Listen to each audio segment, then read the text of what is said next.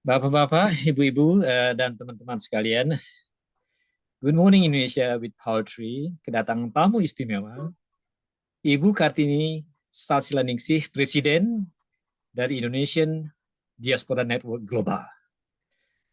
Selamat pagi di Qatar, Bu Ningsih ya. Kalau tidak keberatan, saya panggil Bung Ningsih. Nining aja Pak Nining Bening ya, Bening panggilannya. ya. Ya baik. Selamat pagi, salam diaspora dari Qatar. Ya, sama-sama. Eh, Pertama kami mengucapkan selamat ulang tahun yang ke-9 dari Indonesian Diaspora Network Global. Terima Nah, kasih Pak. bagaimana cerita mulanya sampai Ibu Nining di Qatar? Bagaimana cerita? Sebutkan masih ada 4 benua lainnya. Bagaimana ceritanya? Oh oke.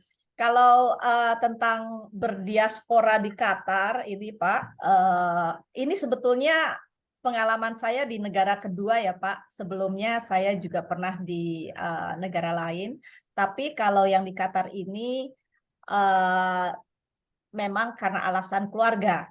Jadi kebetulan memang suami saya pada tahun awal akhir tahun 1998 begitu ya, itu mendapat pekerjaan di Qatar. Jadi ceritanya kan saat itu sedang krisis moneter di Indonesia, beberapa pekerjaan kemudian kan tidak bisa terlaksana, dan kebetulan suami itu bekerja di sebuah perusahaan yang prinsipalnya perusahaan Prancis.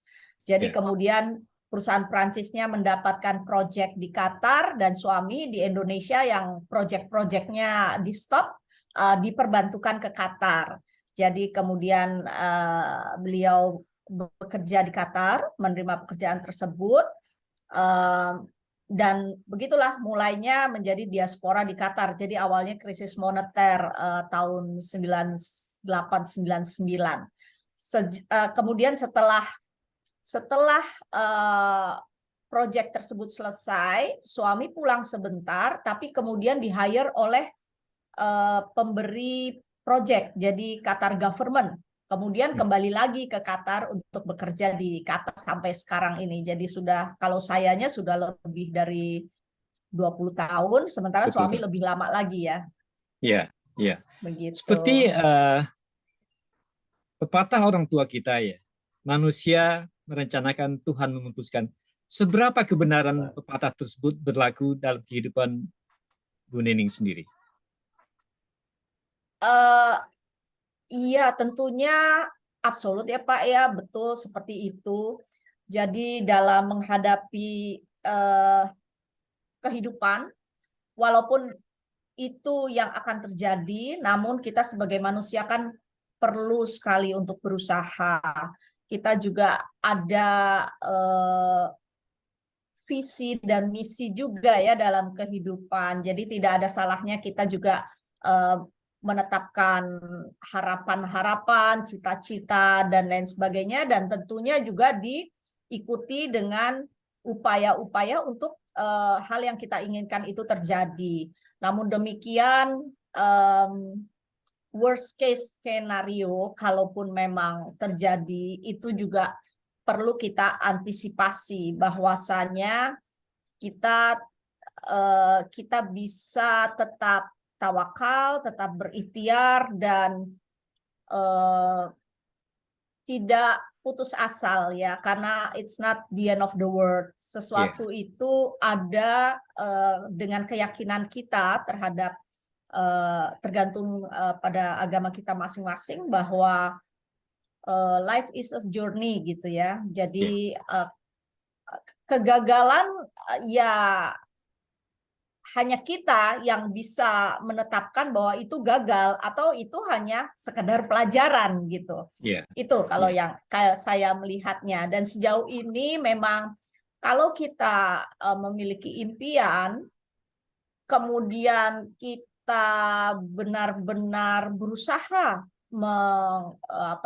merealisasikannya, biasanya biasanya terkabul ya kalau memang kita usaha kita itu di jalan yang memang kita yakini benar gitu ya, dan dalam arti itu adalah eh, harapan-harapan atau cita-cita yang membawa kebaikan baik bagi diri kita sendiri, keluarga, lingkungan, masyarakat, dan juga mungkin alam semesta juga gitu ya. Kita Ya. tidak kita selalu memiliki harapan-harapan yang positif. Ya. Terus bagaimana ceritanya Bu Nining bersedia untuk menjabat, mengambil keputusan untuk mengkoordinir semua diaspora Indonesia di dunia global, suatu tugas yang tidak enteng ya. Bagaimana keputusan, ceritanya bagaimana asal mulanya? Oke, baik kalau itu ya Pak, I consider it as simple as I'm given the opportunity gitu ya to be able to contribute my time, effort, thought while getting the benefit of widening my network, gaining more knowledge and experience, get a lot of best friends all over the world gitu. Then why not?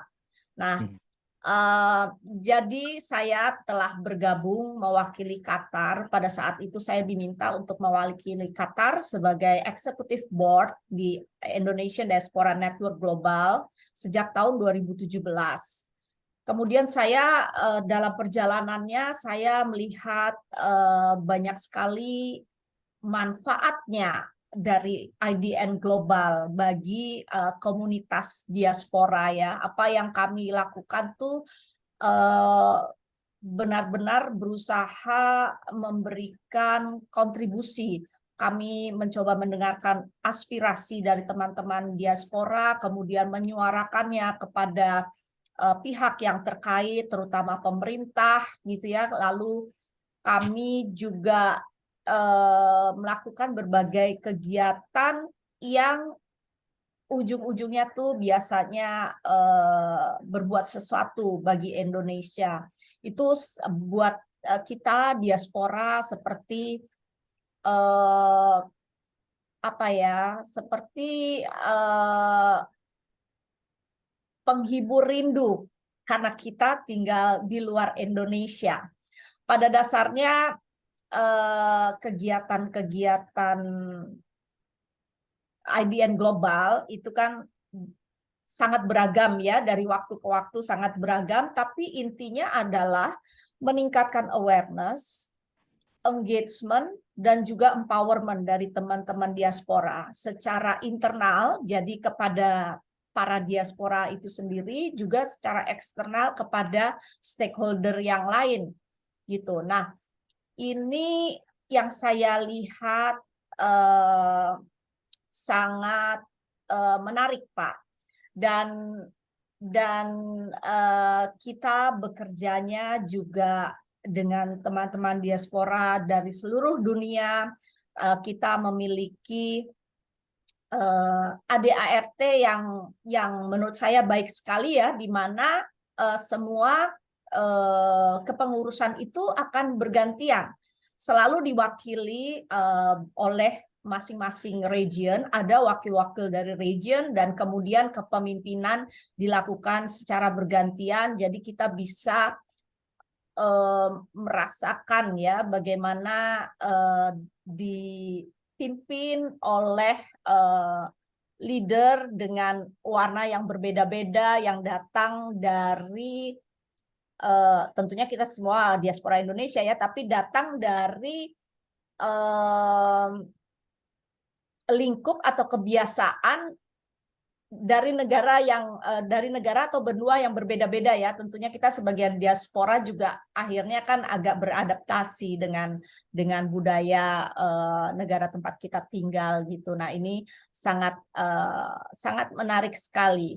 Dan saya pada saat ini akhirnya di kepemimpinan di kepengurusan ketiga, jadi setelah tahun 2017 saya menjadi Vice President untuk program, kemudian 2019 sampai 2021 saya menjadi Deputy Presiden, dan sekarang saya terpilih menjadi presidennya. Itu buat saya adalah seperti amanah. Jadi saya sendiri biasanya kalau menyangkut soal harus memimpin, saya tidak memposisikan diri saya untuk mengajukan diri, Pak. Namun kalau somehow dipilih, nah itu saya biasanya jarang sekali bisa menolak. Jadi saya melihatnya itu sebagai sebuah kepercayaan. Jadi kalau saya yang dipercaya apa namanya itu saya justru merasa mendapatkan kehormatan, dan saya senang sekali untuk organisasi ini ya, IDN Global, karena tadi sifatnya sangat beragam. Kita semua executive board datang dari berbagai dunia ya, country of residence-nya beda-beda, dan kita semua memang sudah leaders. Itu buat saya menjadi sesuatu yang justru meringankan, tidak beban, Pak, karena saya bergandengan tangan dengan juga para leaders gitu. Jadi saya ingin juga ini bukan hanya kepemimpinan saya, namun juga kepemimpinan teman-teman Expo sekalian gitu, dan banyak sekali apa namanya kesempatan yang kita bisa lakukan di organisasi kita, walaupun bisa dibilang resources-nya juga terbatas ya Pak, tapi dengan kreativitas masing-masing dan tentunya komitmen, so far perjalanan ini perjalanan estafet kepengurusan ini bisa kita jalankan dengan relatif lancar, insya Allah, sampai akhir kepengurusan dan seterusnya tentunya. Ya, saya rasa diaspora memilih satu orang pemimpin yang tepat. Ya. Dan saya tertarik dengan kata-kata Bu Nining tadi ya, kata rindu dan kata pemimpin. Bagaimana Bu Nining sendiri untuk orang Indonesia yang keluar Indonesia tahun 80-an atau sebelumnya, itu ada 3 pertanyaan yang mencekam dan mengerikan. Yang keluar Indonesia secara sukarela. Kapan ya saya bisa melihat Indonesia kembali?